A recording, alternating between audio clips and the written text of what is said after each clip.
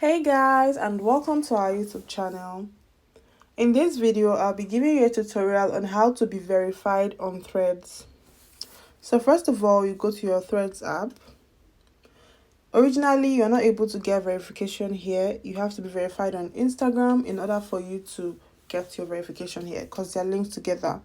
So at the top right, you just click on your Instagram logo. This will just lead you to your Instagram app. And then here you click on the top right logo that includes 3 dashes. After clicking on it, you click on Meta Verified. After that, you'll be added to a waiting list on Instagram. And with time, when Instagram is ready and it's available for you, they will send you a notification for you to be able to apply for it officially while showing your ID card and so on and so forth.